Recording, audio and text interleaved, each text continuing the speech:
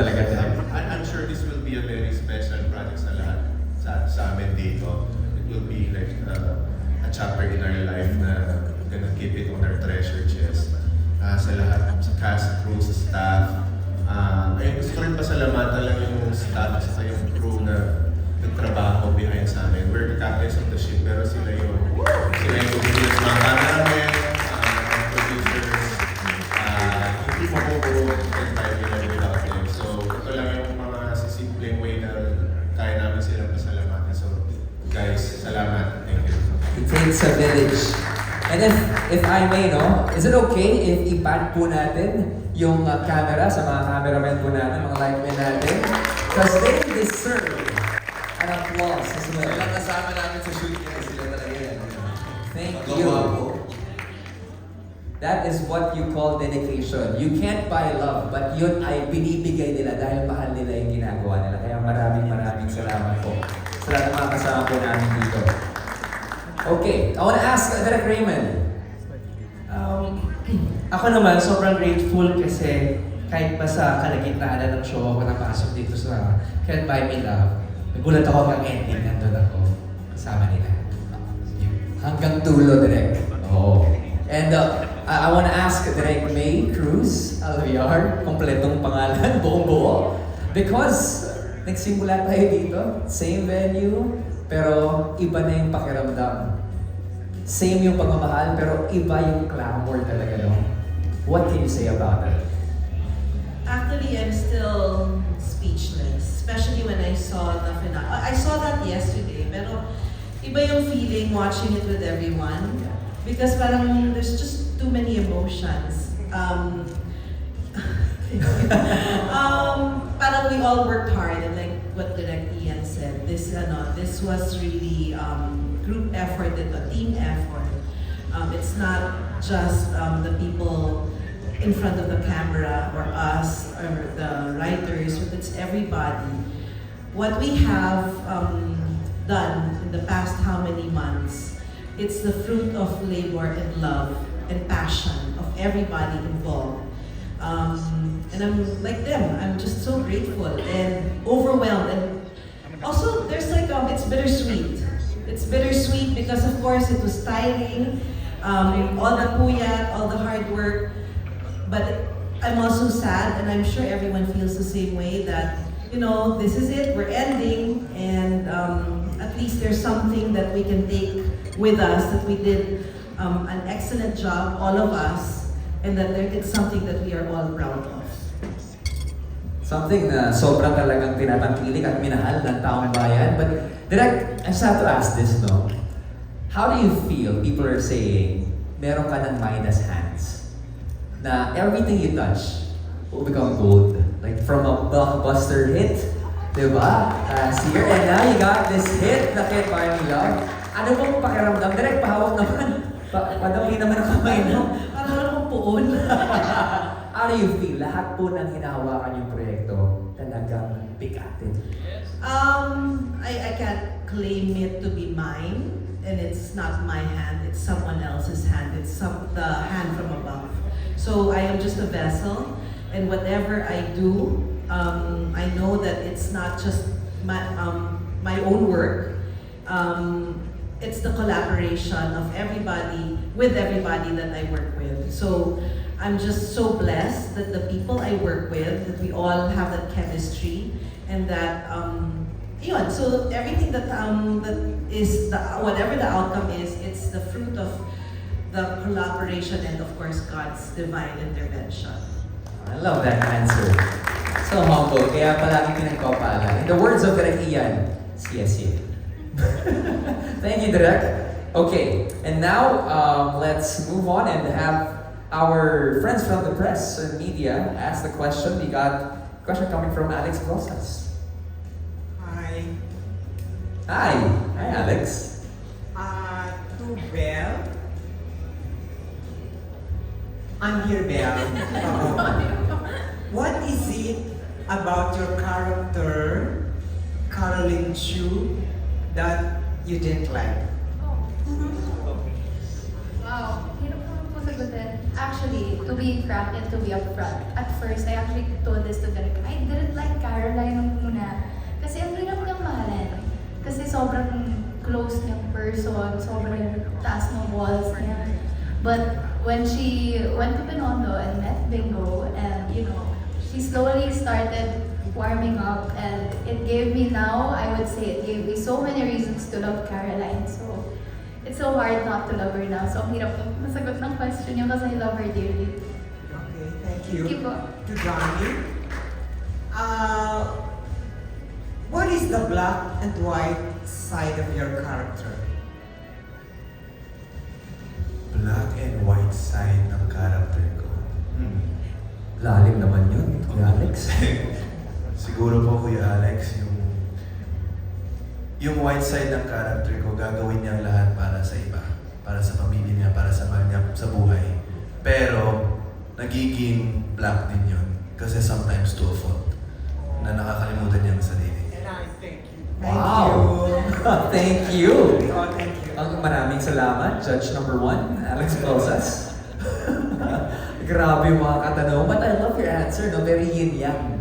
Di ba, may shining element pa rin. Right now, let's call in from Stars Photog, Alan Sangkon. Kuya Alan? Kuya Alan? Okay. Hello, congratulations kan by my love team. So, yung question ko muna kay Maris. Yeah. So Maris, tanong ko lang kasi unexpected or I don't know kung plan ba na naging successful yung love team ni Anthony Jennings dito, di ba? Ano lang yung naging reaction ni Rico dito sa love team ninyong dalawa, di ba? Yung question niyo, ang daming layers. Ang dami kong reaction shot doon. First, yung first part ng question niyo, I'm very happy sa lahat ng surprises na hatid ng show na to para sa akin and para sa aming lahat. Everything was so unexpected, though we were told that it was kind of planned. But we are happy about the result and ini-enjoy namin lahat yun. And si Rico naman is so supportive. Super fan siya ng show, especially sa Chu family. And yung mystery, favorite niya si Albi. The best daw sa show. And natutuwa din siya sa amin ni Anthony. That's all. Anong reaction mo dun, Anthony? Ganito po. Di, syempre, nagpapasalamat din ako first kay Maris. Kasi si Maris, professional siya sa trabaho niya. And ganoon din naman ako, of course. And nandun naman yung paggalang namin sa personal lives namin. Ayun lang. Thank you, congratulations. Snowy Sana masundan hearts. pa rin yung project yung dalawa together, di ba? So yung second question ko for Donbell. Hi Donbell, congratulations to your show. Yung tanong ko kasi parang napakaganda talaga nung nangyari dito sa Can't Buy Me Love. Maraming mga discoveries, yung mga each cast, maraming closeness, marami kayong mamimiss. Pero kayo personally, ano yung mga behind the scene memorable experience nyo doing this teleserye? Marami na kayong ginawang projects, di ba, together. Pero what's in it dito sa Can't Buy Me Love na memorable na hindi nyo malilimutan and discoveries nyo sa isa't isa? Ako, madami po. Madami kong firsts dito sa project. Main akong balot, tawalan ako ng building. Lahat po ata. Yeah, so many of those and at the same time, siguro like, sobrang, I've been doing Caroline for how many months? 8 months? And ang dami ko din na-discover sa kanya. And sobra, like every time I'm with the cast, with the Chu or the Binondo side, I could really say that they're my family outside of the show lang. And that's something that I would carry on even after this. Yeah, sobrang dami po firsts din para sa akin. Actually, sa amin dalawa ni Bel, kasi yung teleserye, ibang usapan na yun kumpara sa East Inter, yung parang 12 episodes lang. Ito kasi talagang we live and breathe our characters at times talaga. Hindi namin nakakalimutan na minsan may Donnie pa rin, may Bel pa rin. Kasi grabe, everyday na kami nag-shoot. And first time ko rin maranasan na ang daming tumatawag sa akin na bingo talaga. And doon ko nakikita na okay, medyo pala maraming nanonood ng show, and it's nice because we got to also highlight the Chinese-Filipino side as well. diba? Dun sa Binondo.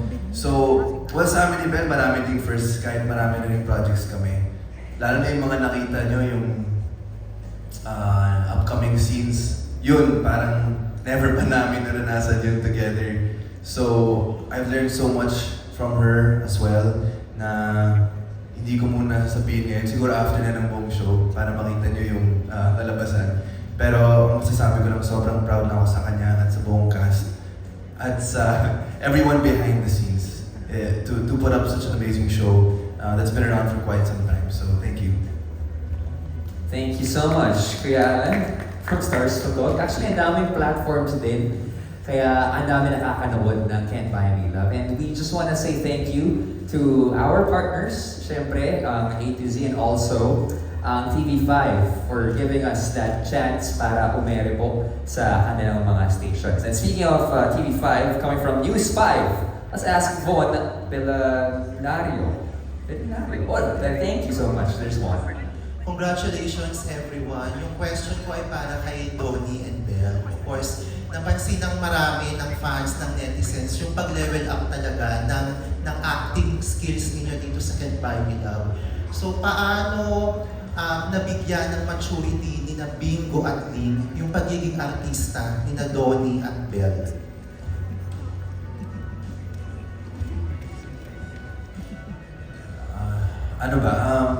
Salamat po sa tanong. First of all, like Direk said, hindi rin kasi pwedeng kami lang yung sasagot niyan. Kasi behind us really took a village for all of us to come up with our characters and to be able to, carry it out throughout the show. Ako, to be honest, sa unang salang pa lang, hindi ko talaga alam kung paano ko gagawin yung role ng Bingo kasi sobrang iba talaga sa kung sino ako in real life, and I really wanted to take that challenge. So I'm so thankful for, of course, sila Direct May, all the creatives, these amazing cast members who really helped me. Si Kuya Ed, si Snoop, si Anthony, si Boy.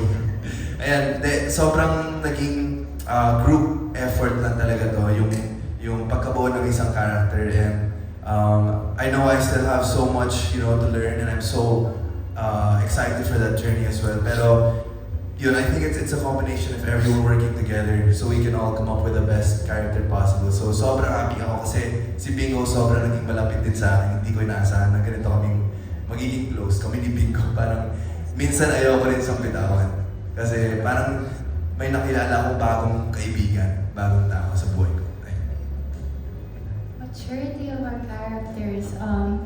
I think with every project po, I try to see ways on how I can learn from her or my character too. And yun nga, like what he said, it takes a village. Without the help of all our directors here, Direct May, Direct Ian, RBO, thank you so much sa inyong lahat. Kasi hindi mabubuo si Caroline yung pagkatao niya kung wala kayo, and sa lahat ng cast na nandito. Ayaw ko maging emotional. Ano ba yan? Wait, wala pa. Hindi pa tayo magtatapos, guys. Okay, hindi mo na ako. Yeah, thank you so much. Maraming salamat sa inyo. Caroline Chu wouldn't be Caroline Chu without you. Gano'n katagal mo naisip yun? Oo nga, no? Tagal mo nang pinagpapanapan Diba, ganyan ako kanina eh. Sabi ko, ano kaya? Kanina lang, ha? Okay. The first press con pa. Okay, I think you have another question? Yeah. Next question is for Snoreen. Ayan. Maris and Anthony, congratulations din sa inyong tandem, no? Ano yung nadagdag sa perspective ninyo as Maris and Anthony after or while playing Snoop and Irene? Oh, wow. First of all, gusto kong sabihin ang ganda ng mga questions mo. Thank I you. love them. Well, to me, ilang 10 years na po tayo sa industry. Happy anniversary, Maris. Thank you. Sa akin, si Irene Chu, unang-una, nung in-offer to na role sa akin, I was so happy kasi, bagong role, hindi ko pa ito nagagawa, maarte, kikay, and like, sabi ko, ibibigay ko talaga lahat ng kaartehan ko dito sa character na to. And, natuwa ako kasi sa result ng, yung story and all, dun ko na-realize na sa bawat eksena na binibigay sa inyo, ibigay mo talaga lahat ng best mo. Ibigay mo yung 100% mo, even more than that. Kasi you'll never know anong mangyayari because of that scene. Yun yung na-realize ko after everything. Anthony. Thank you. Ako, ang dami. Pero sa akin kasi si Stu, of course, pares din sila kasi ni Bigo eh. Nagkilala yan. Pero, yung pinaka siguro natutunan ko kay Stu, siguro yung appreciate mo yung mga maliliit na bagay. Yun kasi yung parang makakalimutan mo once na sobrang dahil mo na ginagawa sa buhay mo, di ba? Yung pinaka-maliliit na bagay talaga yung nagpako sa isang tao. So, ang dami. Siguro kay Stu, may mahal na mahal ko yung character niya. Hindi ko rin siya mabibitawan agad kaya ni Bigo. Yung nabuo naming samahan nila kaya kay Stu talaga. Beyond the brothers ko. Kakaiba. Feeling ko, kahit tapos na yung Can't Buy Me after ito, feeling ko babalik at babalik pa rin si Stu sa akin. Sa mga maliliit na bagay, of course. Hindi naman yung buong You will always be Snoop to us. yeah. Congratulations, guys, and congratulations, everyone. Thank you po. Thank you po. Thank you.